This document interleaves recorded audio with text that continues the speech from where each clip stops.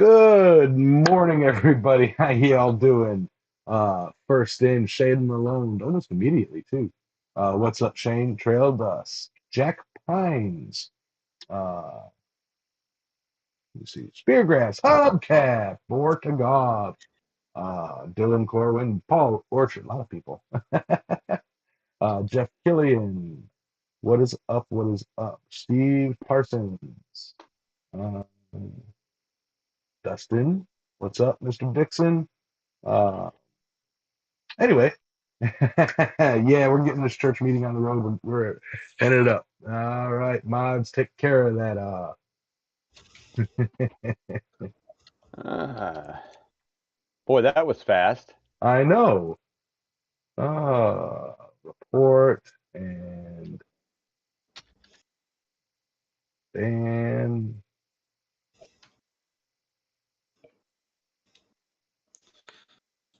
yeah. What's up, Robert Whitney?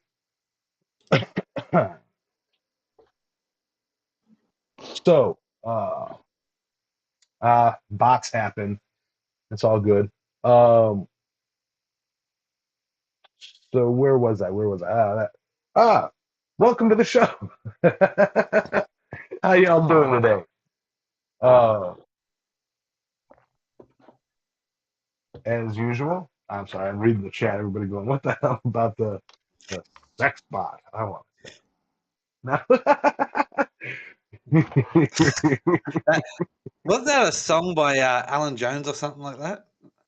I think That so. was sex. That was Sex Bomb. Sorry, my bad. Oh, I'm looking dark. Oh no. Yeah, you are. Just a wee bit. How's that? Better? Bright and shiny? To be fair, Yeah. it is dark. There's no sunshine right now. Okay, there's no sunlight. It is storming its butt off right now, and but we'll get to that. um, so let's move into how was your week? Who wants to go first? I can go first.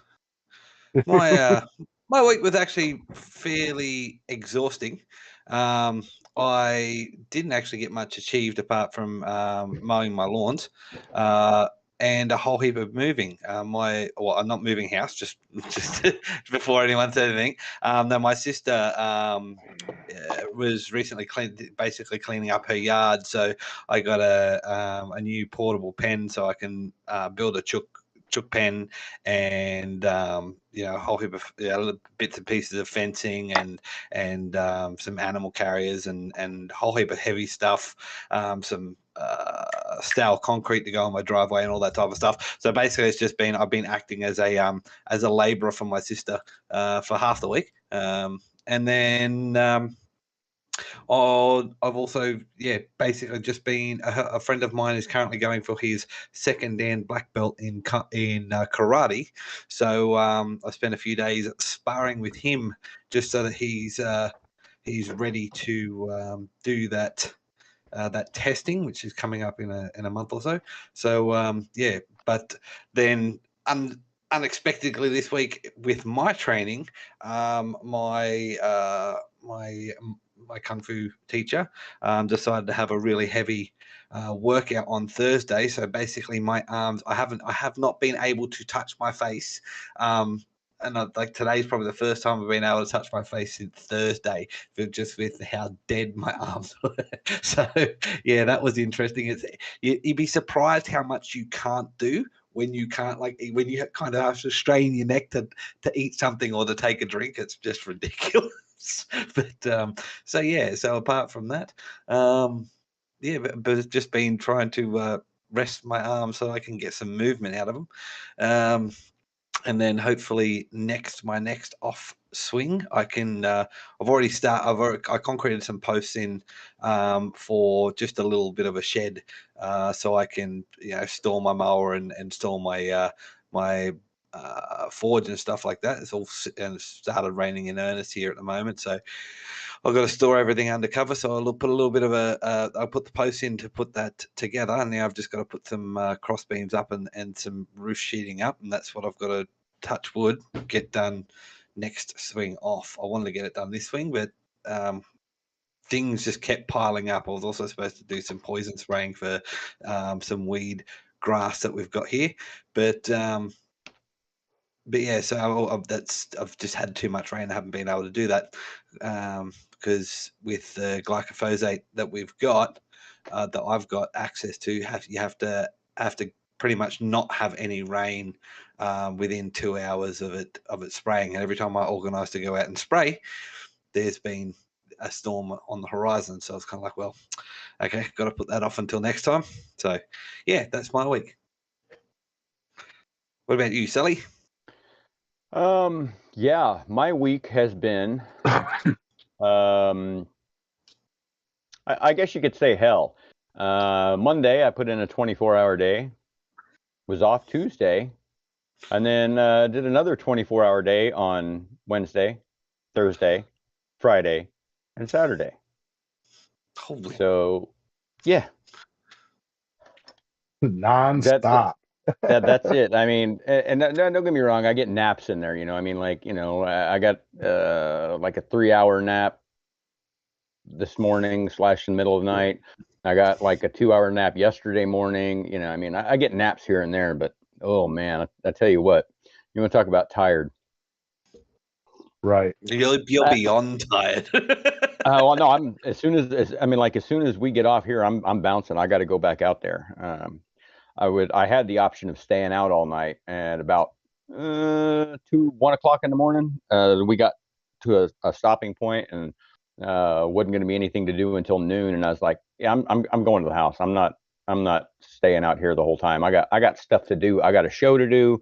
I'm out of medication. I got stuff to do. So we hauled butt back here to the house or to the yard, and I got an 1.5-hour nap in before I had to get up and go turn in my paperwork and check on work for the rest of the week. And the rest of the week we look slammed. So I'm gonna have yeah, payday is gonna be cool. I mean, I'm hosed. I just got paid this week, and I'm hosed right now because the two 40-hour weeks or 4 40-hour weeks in a row. But yeah, the long weeks make up for the short weeks.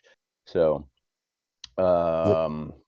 yeah, I got in here about 3-ish, 4. I got in about 4, and got my paperwork done, turned it in at 7, checked out the board, saw what we got going on, and then I was like, I think I'm going to take a nap. And then I looked at the time, and I was like, it's 7:45. I was like, well, nope, I don't guess I'm taking a nap. But I gotta bounce out of here. I'm supposed to leave at 9. And I'm just putting it off till 10. I'm just like, screw it. I mean, it takes me just a skosh over 2 hours to get there. And my truck's in the shop right now, getting a brake chamber put on it. And I'm just like, I got to be there by noon. Yeah, noon, 1 o'clock. It's close enough. Yeah. So that's my week in a nutshell. All I did was work. And I mean, it wasn't even like sometimes when I go to work and I work all day and all night, I might do 3 things the whole time. So I spend, all of that 24 hours doom scrolling TikTok and Instagram, and then watching YouTube videos, and then, getting caught up on Netflix and HBO Go. And, I get a lot of time doing that. No, not this week. No, it was solid labor every day, nonstop, rigging down, go to the new end, rig up, stay till it's done. And it's just like, oh, you got to be kidding me. What I wouldn't give for my bed right now. Oh, you poor baby. Mm-hmm. It's like, back it up. Let me yeah. play the world's tiniest violin. Yeah. Firstly, I'd like to congratulate Thomas Goodemoot on the creation of a new striker. So start training now. Okay, so that she's ready for it. Or he? Atticus Dale. Yeah, Atticus is a guy's name. Anyway, congratulations. 6 pounds, 15 ounces, and 19 inches long. That was like a good hammer. No. Um, not saying use your that babby as a hammer. that what's bad is that is actually pretty decent short hammer, short sledgehammer dimensions there. Right? Right? Oh, I'm so mean. Um, but so yeah, my week, obviously work, work, work. I trim out on one of the jobs is moving along. Just typical trim out issues, getting wrong fixtures or broken pieces or this or that, or the customer, the homeowner doesn't exactly know what's going on, so they think that this one thing, blah blah blah. Fights with the drywallers. Um, I tell you, I'm not one for that tradesman, the typical trade wars that you see all over the internet, like Sparkies versus drywallers versus that. But when everybody else on the job site is screwing up, and then like I've repaired more, cut electrical wires and uncovered more buried boxes from these hack ass drywallers on this one job than I've ever done in my entire career. It's ridiculous. And the owner of the drywall company lives 3 doors down. He's actually the guy who did my room when I built it out. And it's like I've got nails popped out. I've got holes that his crew left, and I'm just too lazy to repair it. Um, but he comes in with a spackle knife and a little tub of patch, and he's like we're not even done yet trimming out, so it's like he's got a few surprises for me. Uh, but he comes in and starts yelling at me about, the holes in the walls and this and that. I'm like, that's not A, that's not even me. B, you buried half my boxes. And, I took the, extra care and time to cut them out properly so that they wouldn't pop screws. And you're going to get here on my butt for 2 holes that were because of me. And, you know, basically I had to take a bunch of pictures of all the cut wires, which are part of, when you think about it, like as a trade, you go into a job site and after you're done or while you're working, part of the job is to repair what needs to be repaired to make the job correct. It's consider it slippage. It's part of the cost of doing business. The drywallers are going to nick your wires. As a drywaller, the cabinet makers, the electricians, the trim is going to, ding up the walls. It. So you're going to be going back, factor that into your work. Don't come in yelling at the electrician about it, because next time, and actually this happened, where we could have done something by surgical tool essentially to pull a wire out that they had buried. We took a hammer to the wall, and they're going to come back and they're going to be pissed, and they're going to back charge us. And all these pictures that I took of our spliced wires are going to go to the general contractor and be like, "You want us to back charge you for the 15 hours of extra work we had to put in because of these hack ass, rock cutters?" I digress.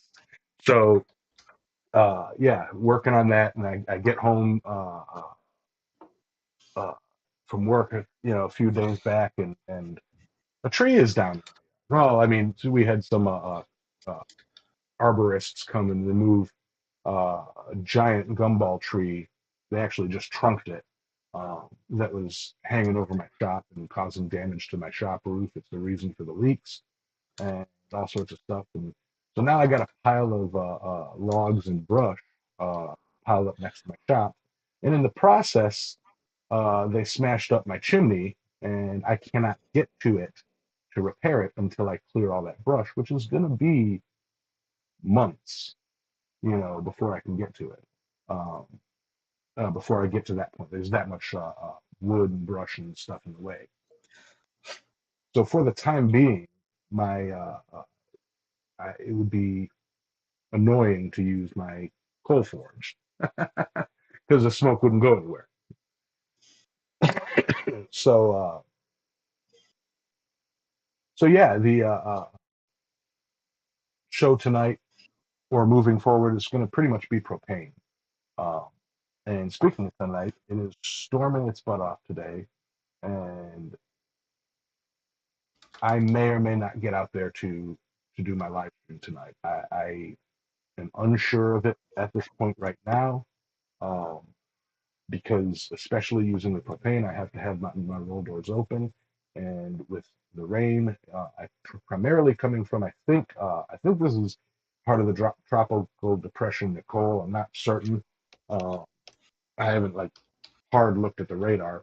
Um, with my roll doors open, the entire inside of the shop is going to get soaked. So uh, we'll see what happens tonight. And yeah, so uh, with that, fingers crossed that I can get out there. But if I'm not, that's what's up. I might do a quick sit and chat stream if anybody'd like to join in today. Um, but yeah, I got a sneeze coming up.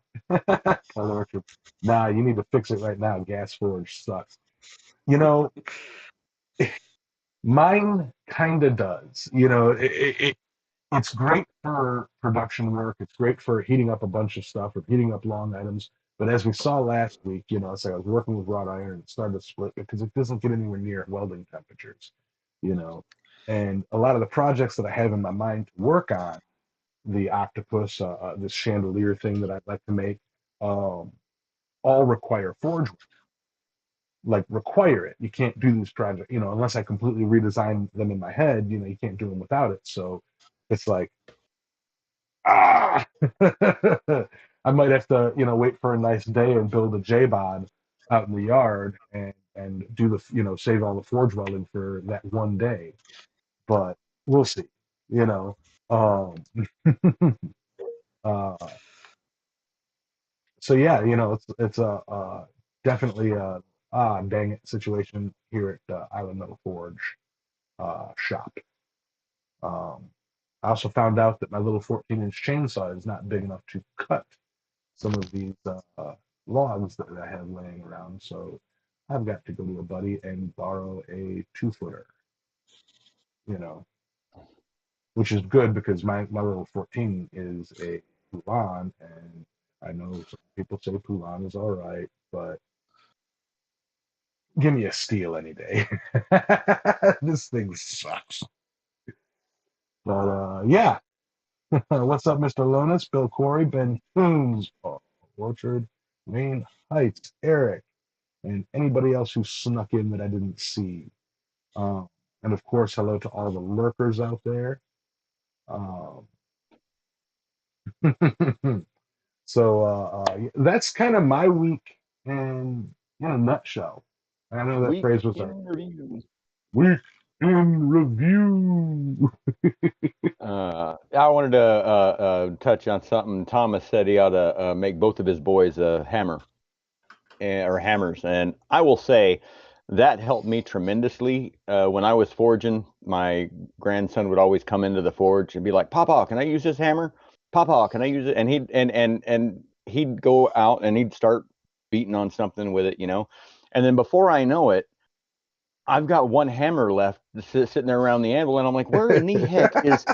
And then like I stop and I go out, I put my metal back in for a heat, and I go outside, and he's got 3 of my ball peen hammers and one of my forging hammers out there on the picnic table, and I'm like, no, come on, No. you're disrupting my flow here. Here I was fixing to do a bunch of peening or stippling, and you got all of my ball peens out here.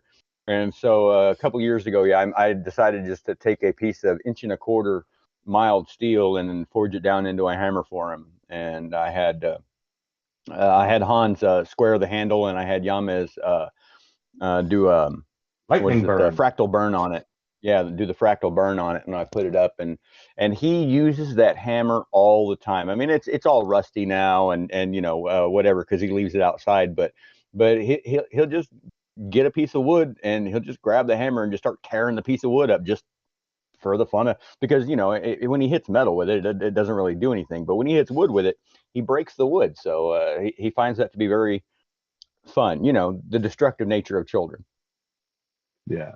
And he's doing it with his hammer, not mine. So hammers for kids are an important thing. Not to backstep or anything, but Thomas said just go after it with an axe and bucksaw, Yamez. Actually, I just thought of it, and I put up some pictures in the Island Mill Forge Discord chat, which I will go through right now. Here is the tree area. So y'all know that's about as zoomed in as I can get. So that's the tree area, and if you remember, I made some hatchets and axes and or pickerings and stuff. This thing actually works freaking sweet, you know. I was hacking off larger limbs, and actually just to test it, uh, I hacked off this piece right here, which is about a 6-inch diameter um, log. You know, uh, that one took me about 15, 20 minutes to do. A hand hatchet, you know. But like this one here only took me about maybe 2 minutes, you know. It cuts beautifully. I've cut several logs with it already, and it is still sharp, and it is a A33 if you remember, an A33 uh, hatchet. Um, Thomas says looks like a good afternoon worth of work. Well, I'll tell you, I don't have a full afternoons to do it. That's not balsa wood. It's actually gumball. It's sweet gum. Well, I was thinking, you've already started on your woodworking tools there, Yamas. Why don't you use that gas forge to make something like a draw knife or something? Because you have a habit of never finishing knives. I actually have a draw knife that I started like 3 years ago. Well, you could finish it. I don't know what I would, like a draw knife for what? I'm not like processing this to use. I'm basically processing it to turn into logs. We're going to rent a log splitter and split it all and put it all into a pile, um, which I actually may make a wood rack for. Um, so, because for burning wood, we're going to move the campfire over. Sully, if you were there, if you remember, the fire pit was right by my truck. We're actually moving it over to the field. I'm going to put up a wall and all sorts of stuff, and make it a more accessible fire pit for burning larger quantities of wood. But yeah, it's talk to a guy that's a professional wood carver, professional chainsaw carver, and he says sweet gum is just it's not good wood for carving. It's barely good firewood. It's garbage wood apparently. So, but it is a hardwood. You know, Balsa's technically a hardwood. what are you making firewood? It's almost that time of the season. Snow starts flying. Snow? The heck is that? We don't get snow here. We maybe get an inch a year. Would it work for hammer handles? I don't know. Okay, sorry, I was going over the plan with Ryan. So, How many people in the chat would believe I've only ever seen snow once in my life? What? I've only seen snow once in my life, and I was young enough that I barely remember it. I think I was 4. Man, I moved to the tropics because of horrible experiences with snow. I used to live in Chicago, and I was actually like the year before I moved down south, officially permanently. Um, I got my car got like stalled in traffic on LSD on Lakeshore Drive up there in Illinois, and got snowed in. I was one of the like 90 cars that had to be dug out and plowed out. Like we were stuck there for days. not. I mean, we got out, but like the cars, it was like without the cars, it was sucked. Um, Put it that you know. I've seen more snow in my life than I've seen snow. What's up, Bob? Um, For Wish those I could say listening the later same. on, I was going to say, for those listening later on, I did snow in inverted commas. And yes, exactly what it sounds like. I've never done it, but I've seen more snow than I've ever seen snow. So, yeah. Yeah, I you like don't the know what you're missing. I like the smell of snow.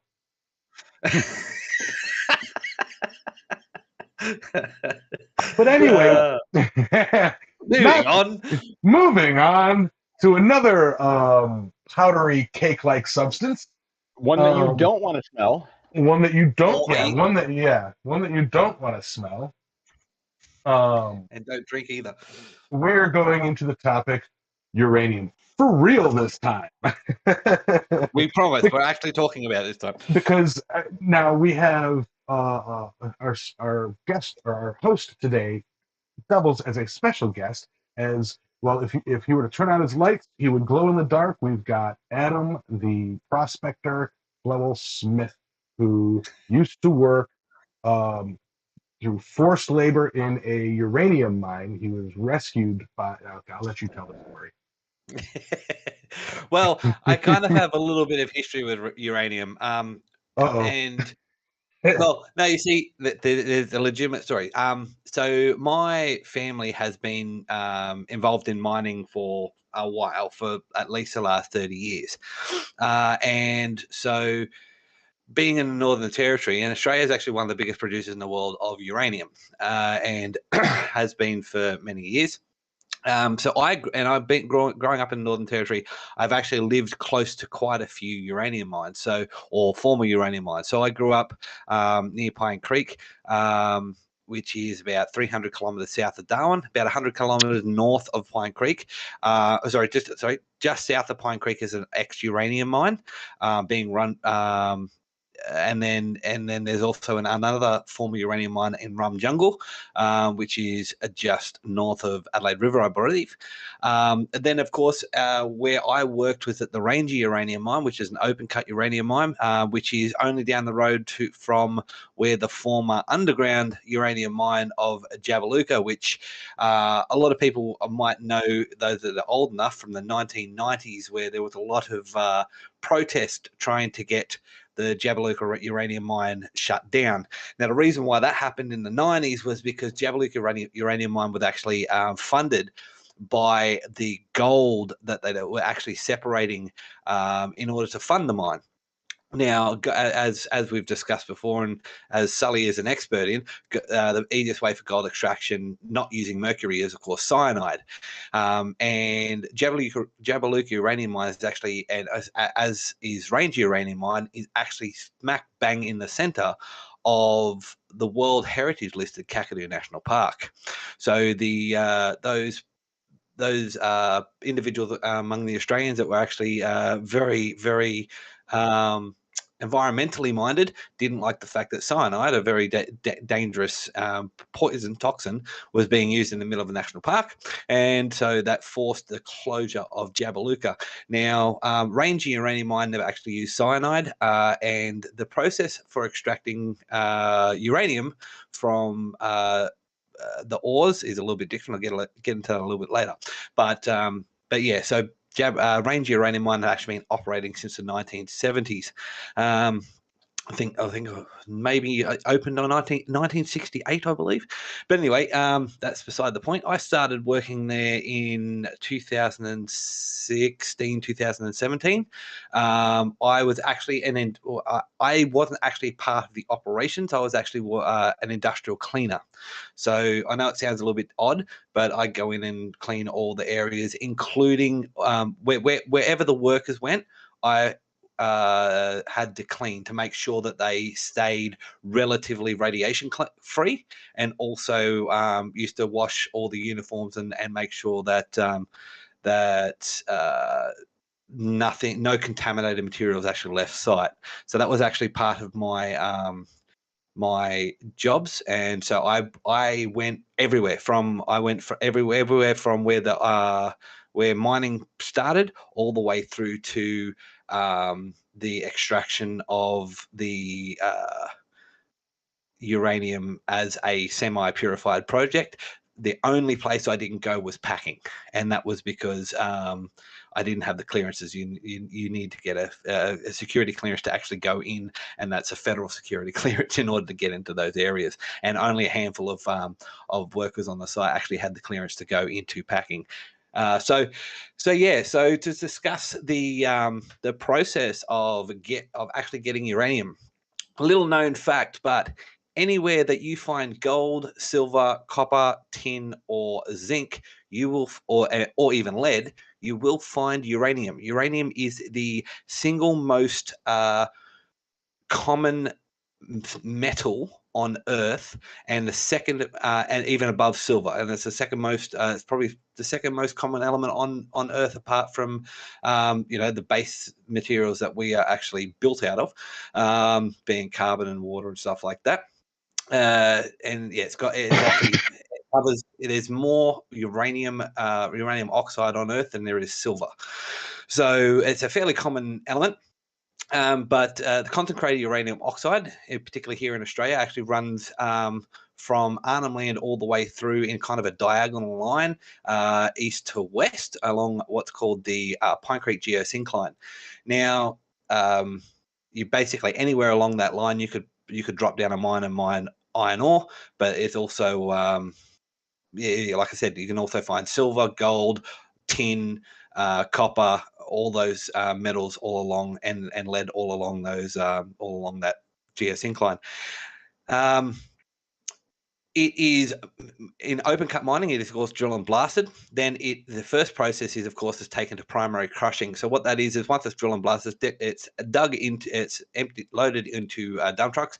They take it over to a large, basically it's a hole in the ground where it has big rotating cylinders, and it just starts. It's what called primary crushing. So they crush it down from the big block rocks that may have happened during drill and blast, and it starts to crush it down into small. Then it goes up to, it goes by underground conveyor belt up to a secondary crusher, which the one where I worked was about 4 stories tall, and it would go through a secondary crusher where it was mixed with a little bit of water in order to prevent too much dust, and it was crushed down finer. From there, it went to what was called the mill or grinding, where they would use both rod and ball mills in order to produce, and in sequential order, from heavy down to fine, in order to produce basically a powder. So this uranium ore or uranium oxide powder would then be mixed with generally water, but also a couple of other different chemicals in order to start the process of separating out the uranium oxide to turn into the final product. From there, it went to a special and area where you actually need a security clearance to enter, called sulfuric extraction, where they would use sulfuric acid in order to suspend and leach the uranium oxide out of the solution. And then it would start. Then they would use actually ammonia to settle that out, which would actually end up in a product called U3O8 or uranium-3 oxygen, and which comes in various colors. Now, a lot of people confuse U3O8 for yellow cake, and it's actually not. Yellow cake is actually a next step onwards from U3O8. U3O8 is generally a olive green type color. It was in my experience anyway. That would, different type of yellow cake, but it's funny. Depending on the chemicals used, it would actually transfer. It would go when the sulfuric acid was being used. If it actually, because of course splashes would happen, and particularly during my cleaning process, I would come across a fine yellow powder, and that was basically uranium sulfide, which was a very yellow color, but U3O8, the powder after the extraction, and would actually be that an olive green type color, and that powder would then be shipped off. Of course, they'd all be marked in drums and highly classified shipments would go to various parts of the world in order to be processed into yellow cake and then onto uranium, to a different form of uranium oxide in order to be pressed into pellets to provide fuel for uranium power plants. Now, one thing that most people don't realize is that uranium oxide, whilst uranium is a metal, most of the fuel for power stations is actually a ceramic, a uranium ceramic. It's pressed and then pressed into pellets and then made in and then fired in order to make a uranium ceramic, which is then loaded into a zinc, or I think a zirconium tube, which is then organized into what we now know as rods, regarding rods of uranium fuel rods. But some of the uses of uranium, as Yamis is showing now, are used in coloring for ceramics.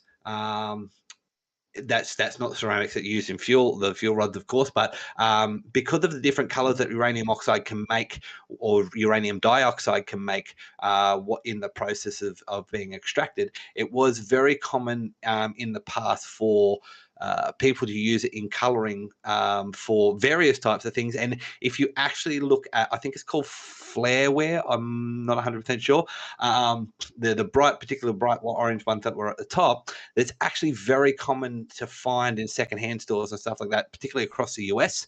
And if you run a Geiger counter over them, they're actually hot, and hot as in radioactive.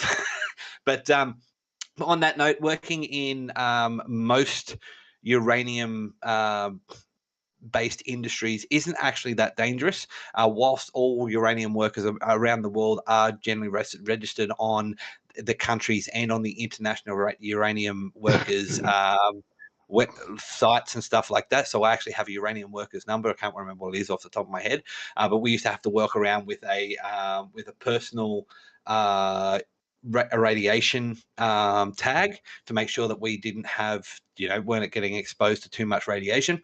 Like I said, also the every person that had to come on site had to get a security clearance, even though it is next to impossible to do anything seriously dangerous with uranium oxide.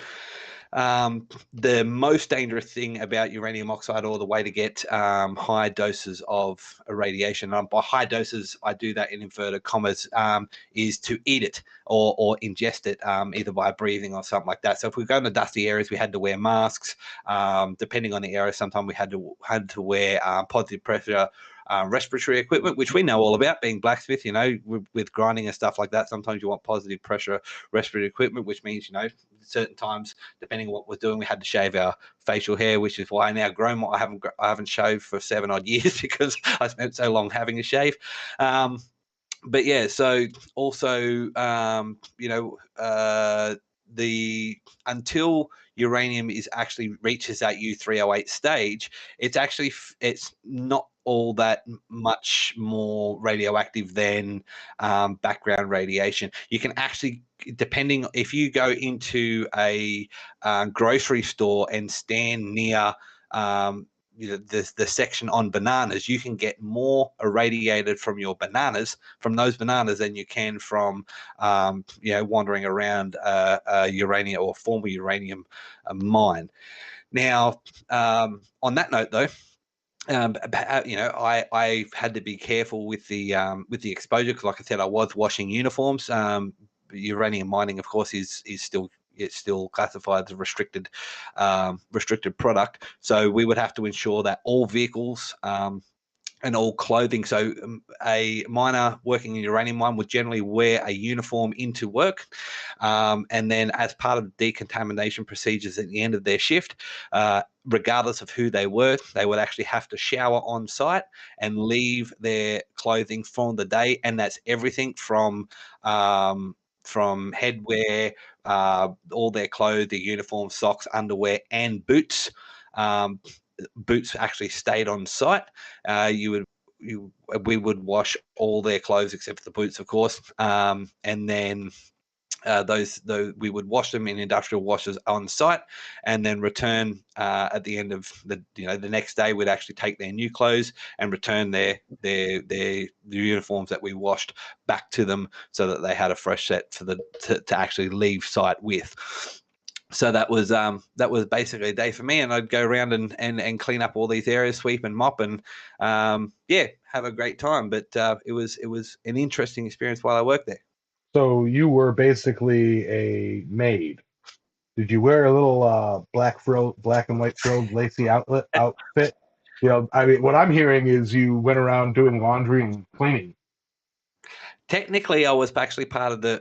Even though I was technically, you were a French maid. My job was industrial cleaner, but I was part of the anti-contamination radiation department. That's like calling a guy who changes light bulbs an illumination replacement specialist. No, I'm just playing. Well, that's what he would be if he did it on the space shuttle, or like. So that's the technical side of things, and the historical side of things when it comes to my history with uranium mining and uranium mining a little bit in Australia. But the person who really talks about knows the ins and outs and how things work is, of course, Sully. So, Sully, how about you tell us about the isotopes? Because everyone knows to know about the isotopes. We love isotopes. So who wants to know about the isotopes? Isotope.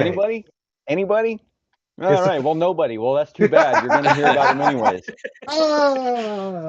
So, okay. So uranium is element number 92. It's the heaviest element that is created during a supernova by the R process, which is fast neutron capture, which is very fast neutron coming in and hitting it, and then it sticks.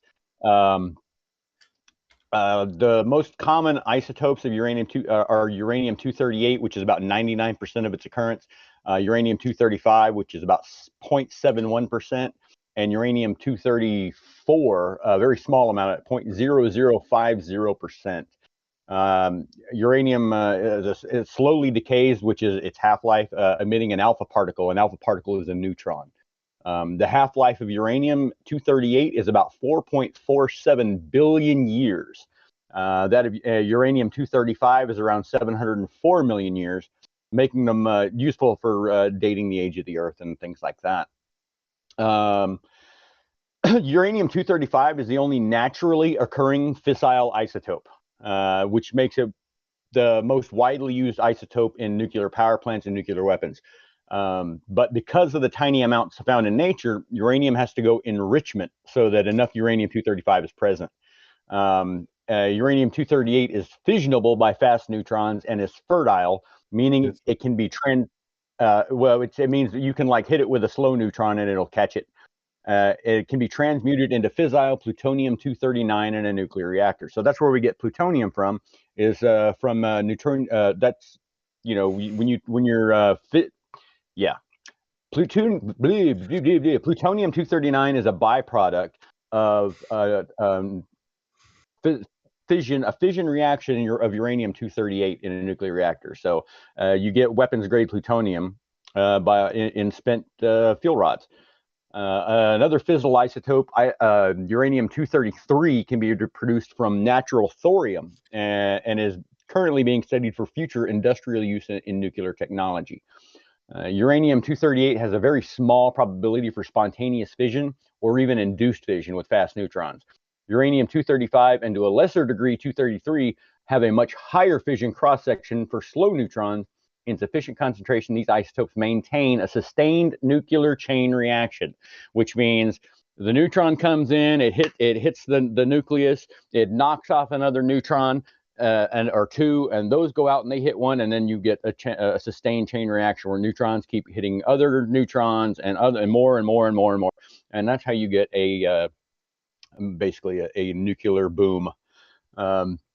I'm just Now, going to jump in here quickly for a second, Sully. So I just want to let everyone know that the reason why Sully and I have used two different nomenclatures for what we're talking about. So Sully's actually referring to the atomic number and the type of uranium. So your U-238 and stuff like that. I was actually referring to the molecular structure of the type of uranium, or the type of product that was being made. So when I was referring to U308, I'm talking about a uranium, 3 particles of uranium to 8 particles of oxygen. So I was talking about the actual atomic makeup of it, as opposed to the atomic number.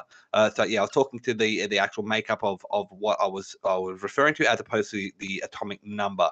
So I just wanted to clarify that to reason why those two nomenclatures are different, so that people understand that we're actually talking about something similar, but we're talking about two different things when we're discussing that. I just wanted to make that clear, because I was like, I no one had said it in the chat, but I thought it's a very something that we should clear up before we go whilst we go any further. So sorry about that, Sully, but I'll hand it back over to you.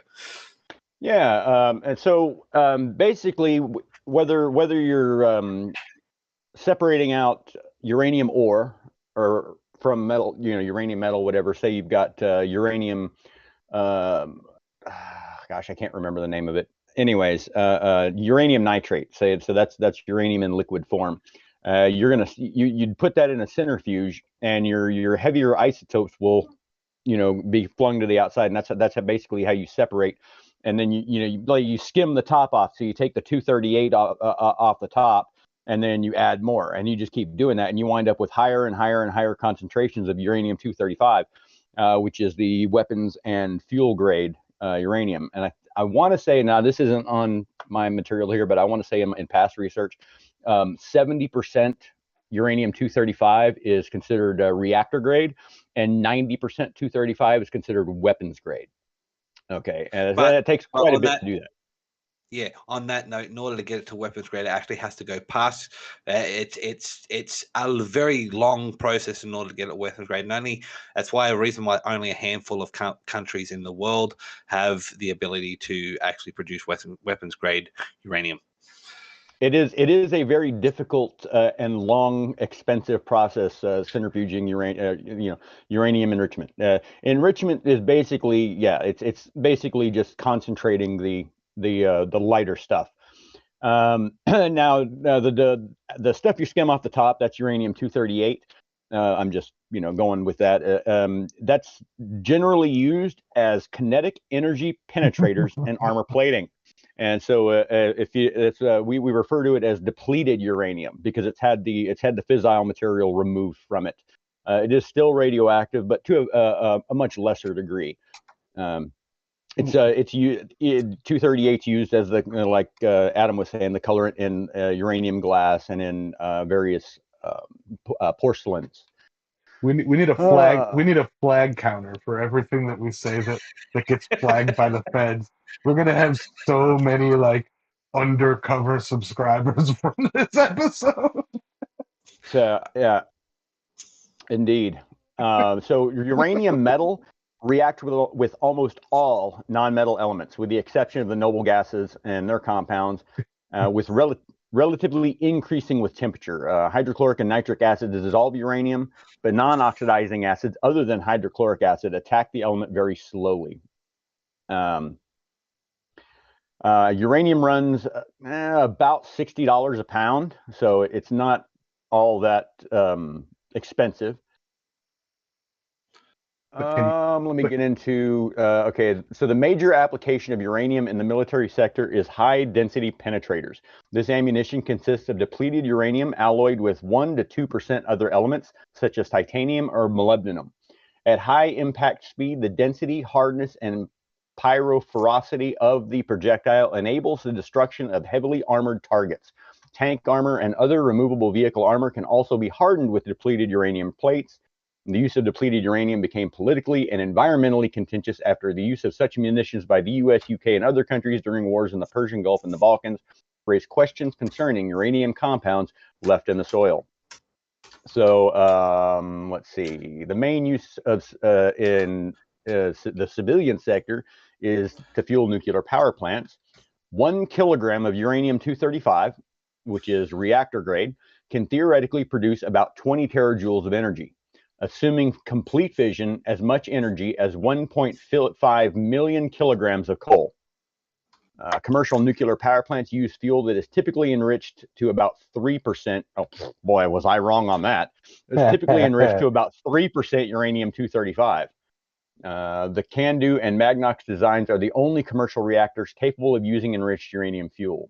Fuel used for the United States Navy reactors is typically highly enriched in uranium-235. The exact values are classified. In a breeder reactor, uranium-238 can also be converted into plutonium. And I'm not going to even bother reading the decay process there. Some of the other products that uranium is actually commonly used in is, of course, something that most people have in their homes, and that's a smoke alarm.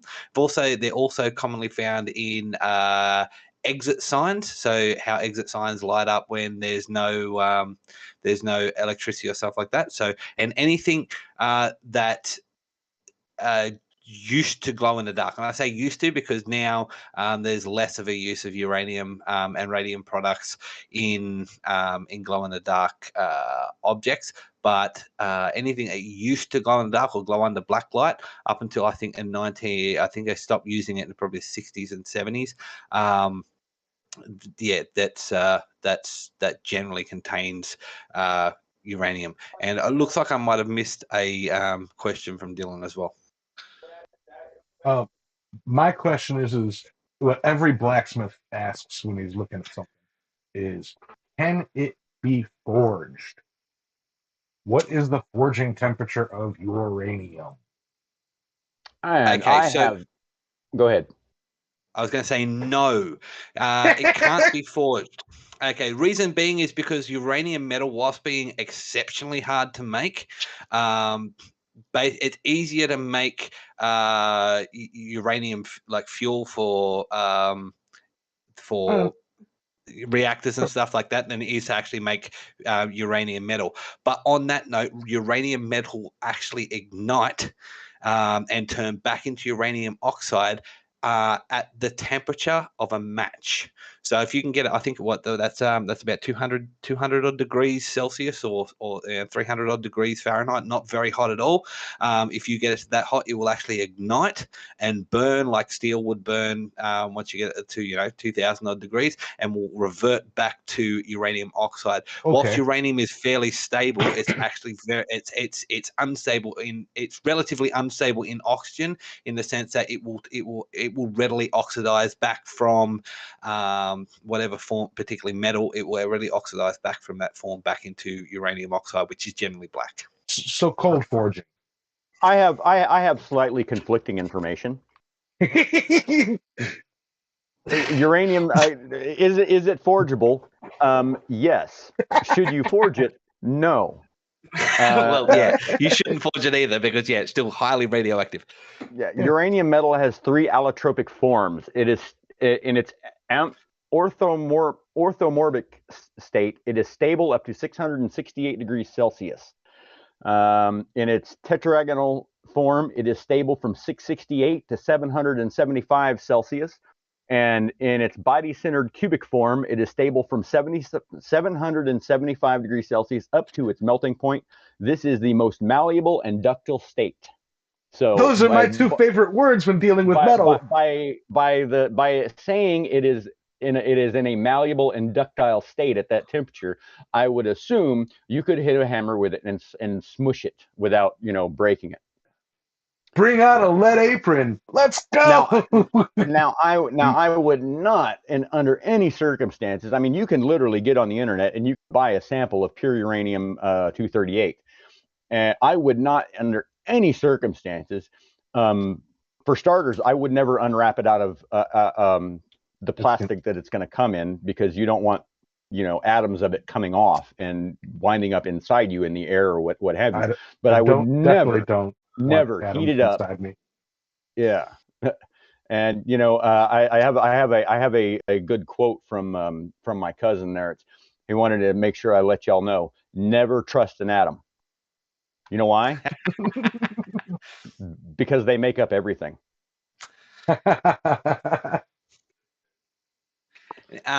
On that same note, you also got to remember that in the process of nuclear fission, because nuclear fusion and nuclear fission are two completely different things, uranium does heat up. And it's, of course, as it heats up, it actually, reacts. So therefore, the hotter you get uranium by heating it up in order to forge it would actually cause you to be irradiated more and more and more. I believe it's pronounced fizzion and fussion. Yeah. and it's uranium. Uranium. Uranium. We're all wrong. And it's but yes, so the Sally's just gone.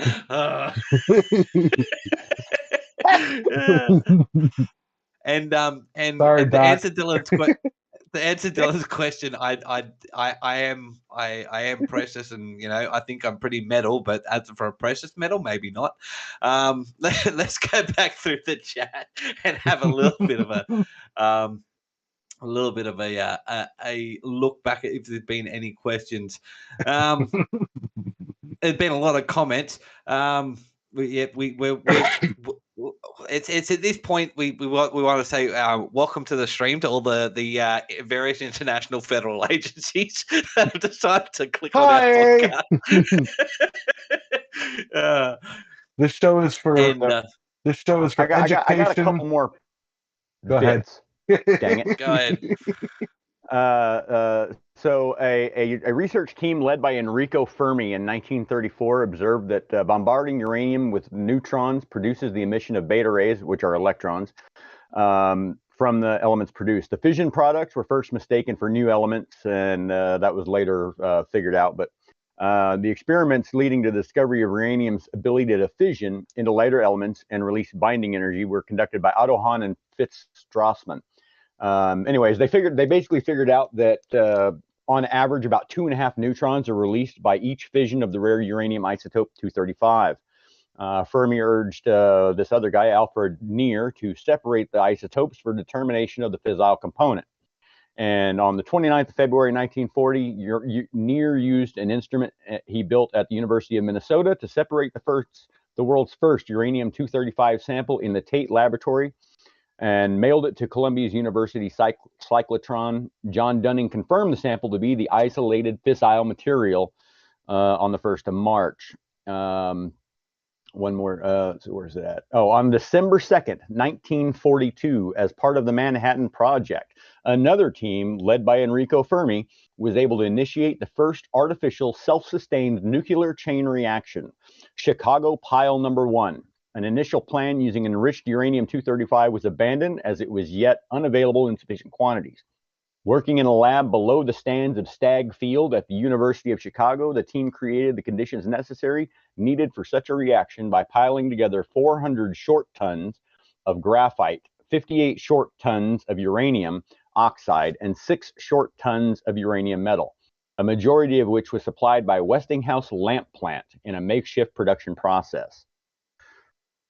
Two major types of atomic bombs were developed by the United States during World War II, a uranium-based device, codenamed Little Boy, whose fissile material was highly enriched uranium, and a plutonium-based device, see Trinity Test and Fat Man.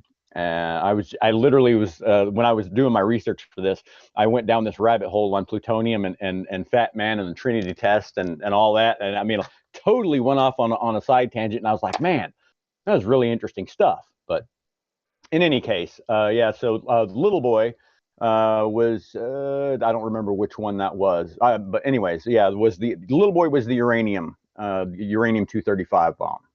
And let me see, there's something else, I think. Nope. Resources and reserves. Oh, there we go. Resources and reserves. It is estimated that 5.5 million tons of uranium exist in reserves that are economically viable at $59 per pound of uranium, while 35 million tons are classified as mineral resources. Prices went from about $10 a pound in May of 2003 to $138 a pound in July 2007. This has caused a big increase in spending on exploration, with US $200 million being spent worldwide in 2005, a 54% increase on the previous year. And this trend has continued. Australia has 31% of the world's known uranium ore reserves, and the world's largest single uranium deposit located at the Olympic Dam mine in South Australia. There's a significant reserve of uranium in Bacoma, a sub-prefecture in the prefecture of, boy, I can't, in the Central African Republic. Yeah, no, that's in Africa. But Tanzania. Oh, and I think I've run out of the. Well, if you've run out on main stuff. On a side note, I'd like to drop a bit. Oh, wait. I'd like to prove that I'm not an idiot and let the people know what the difference between fission and fizzion and fusion is. Okay, fizzion is separating something, and fusion is combining or bringing them together. And in nuclear fission, you need a really small chisel. Okay, so and then with fusion, you need a really strong press, right? Yes. Told you, I'm smart. I'm a genius. Now, what else were you going to say there, Sally? I'll say the last little bit that I have is the decay process. Uranium is the 51st most abundant element on Earth. The fission of uranium in the Earth's core is believed what keeps the outer core liquid and creates the convection of the liquid core, which is why we have a magnetic field, and that is from the continuous fission of uranium in the solid core. Uranium-238 is the most stable isotope of uranium. I already went over that. The decay chain of U-235. Yeah, there we go. Use your words. The decay chain of 235, which is called the actinium series, has 15 members and eventually decays into lead-207. The constant rates of decay of these decay series make the comparison of the ratios of the parent to daughter elements useful in radiometric dating. Uranium-234, which is a member of the uranium series, decays to lead-206 through a series of relatively short-lived isotopes. Radium-233 is made from thorium-232 by neutron bombardment, usually in a nuclear reactor, and 233 uranium is also fissile. Its decay chain forms as part of the Neptunium series and ends at bismuth-209 and thallium-205. Uranium-235 is important for both nuclear reactors and nuclear weapons. And uranium-238 is not fissile, but is a fertile isotope because after neutron activation, it can be converted into plutonium-239. And the U-238 nucleus can absorb 1 neutron to produce the radioactive isotope of uranium-239. Uranium-239 decays by beta emission to Neptunium-239, also a beta emitter that decays in its turn within a few days into plutonium-239. And plutonium was used as a fissile material in the first atomic bomb detonated at the Trinity test on 15th of July, 1945 in the White Sands Missile Range in New Mexico. And that is the science that I have for uranium. I have a whole lot more, but the rest of it is just like, you know, I read it all and it's fascinating to me, but you know, it's like, can you forge it? No, then we don't care. So a couple of fun facts on that. So was Wayne Heiss said before, does uranium come from Uranus and plutonium from Pluto? Well, the actual discoverer of uranium actually named uranium after Uranus. So so that was they happened in short succession. Yep, that was it. So and because they were, I'm pretty sure, yeah. So they yeah. And yeah, plutonium was of course named after Pluto, which is a planet. It's a dwarf planet.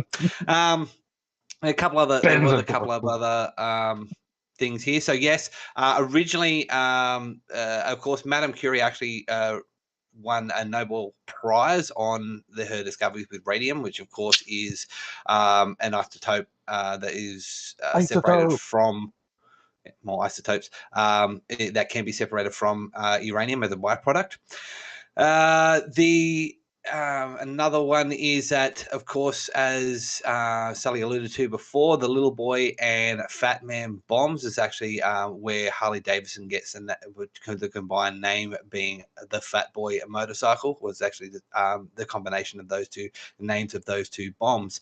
What else? There was a couple other things I was going to say before regarding it too. I'm not sure if anyone wants to. Uranium as a fuel source, and of course, nuclear power plants are actually the safest current form of electrical generation on Earth. Even surpassing that in safety of solar and wind turbines, being that solar and wind turbines still actually the amount of fossil fuels and in their production still currently outweighs that of uranium when it comes to the return and the deaths by accident or by fallout and stuff like that of nuclear power plants is actually exceedingly low. It's like comparing car accidents to airplane accidents. Of course, when an aircraft crashes, it's big and flashy, and a lot of people get scared. But a hell of a lot more people die every year due to car accidents. It's a similar comparison with nuclear power plants as opposed to coal or other power generation. Nuclear is still, even though we've had Fukushima and we've also had Chernobyl, nuclear power generation is still by far the safest method of power generation in the world. Also, when it comes to fallout zones, those fallout zones are actually relatively small when it comes to generation. So if you actually look at the size of a good example is the Hoover Dam, which is known for its electrical power generation in the US.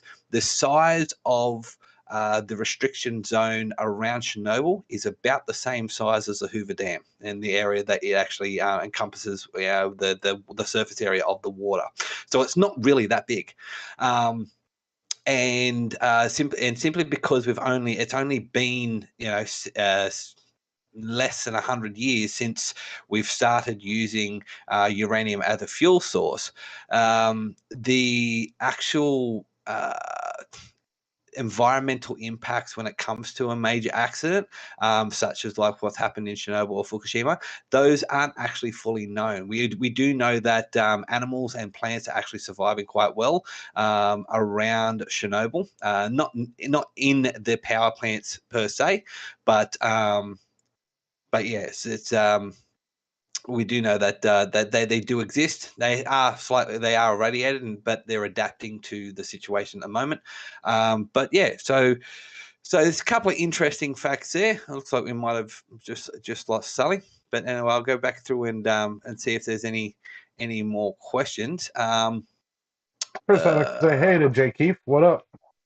New viewer, or I don't recognize that screen name. Howdy. Jay Keefe does look like a new one. Yeah. Well, I'm expecting a lot of feds here, so. maybe it's a fed. But yeah, so to our new we've probably got the CIA, the FBI. I can near on guarantee we've got the CIB and the Australian the International Atomic Commission. Hey, I wanted to ask you something. No. Adam, what do you reckon? Have you ever heard of a natural nuclear reactor? Yes, I have. There is a place, I believe it's in Africa, where there is basically a deposit which seems to have been at one stage potentially a natural or had enough uranium and fissile material in order to produce a natural nuclear reactor, but also to a certain degree, there's stars out there. The sun. Yeah, I mean, come on. I mean, There, natural nuclear reactors exist in the trillions, Well, mega quadrillions. as for one on Earth, I believe. I mean a fission reactor. Okay, to be specific, the merger of neutron stars. I mean that might produce fission. But in any case, I was referring to the ore deposits in Africa that had a little over 3% naturally occurring uranium-235, which was enough for them to sustain a nuclear reaction for something like, gosh, I can't remember now, but it was either 100,000 years or something like that. But it was about 1.7 million years ago, so there were 16 sites that had like a centimeter layer deposited uranium that were in excess of 3% uranium-235 originally, and they know this by analyzing the isotope concentration of all the different and following the decay chain. So yeah, and that's just off the top of my head. So if you want to look up natural fission reactor, that's where that one comes from. But yeah, I thought that was interesting.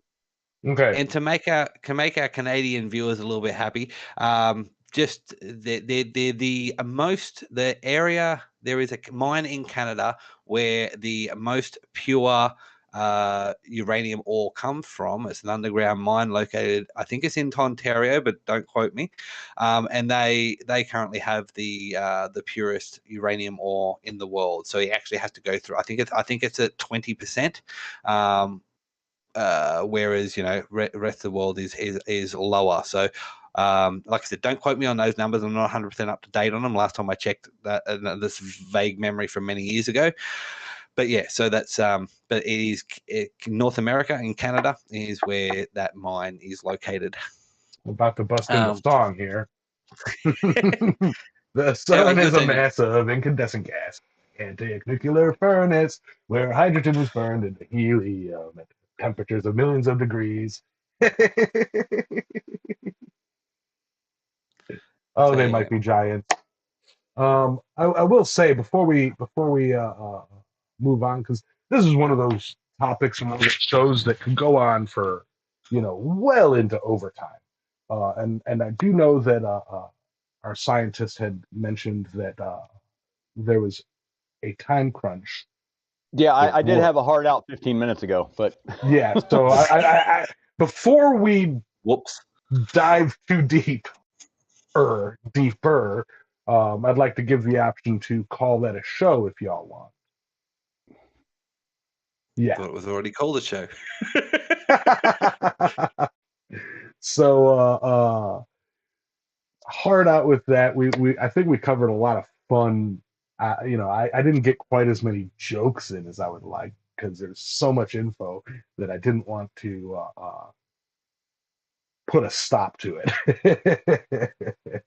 But yeah, we'll move on to final thoughts of the topic and of the week. Yeah, I'm gonna go first, just because I'm cool like that.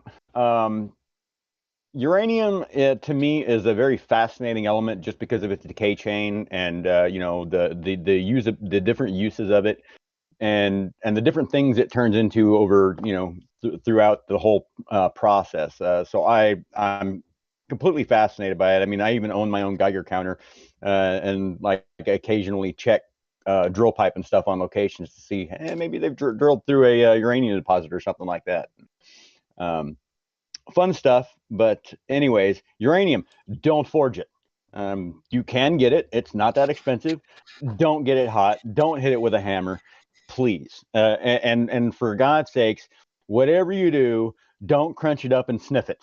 It probably smells pretty good, but you don't want to find out.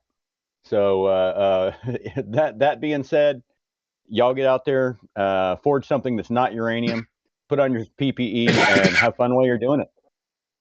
Yeah. And see you guys next week. Thanks, Sally. So my final thoughts are, whilst there has been a lot of uranium used incorrectly, of course, can be terrifying, but uranium also has the potential to be something that takes the human race to the next level. It's what we can use not only on Earth to provide cleaner power, it's also, and particularly once we work out how to properly dispose or recycle spent fuel, it's also going to be something that that is currently and will be used in the future in space exploration, which we're now getting to the point where we're nearly a class 1 society, a class 1 planetary system. So where we start moving out and exploring other planets, nuclear is one of the things that it's going to be necessity for us moving forward as a species.